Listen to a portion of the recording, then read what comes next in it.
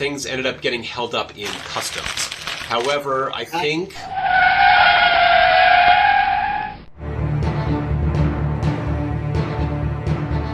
Someone go on mute. I know it's lunchtime on the East Coast, but... Oh, sorry. It ended up getting held up in customs. However, I think we've worked through all the paperwork, and I expect it to be delivered to the customer location no later than tomorrow afternoon.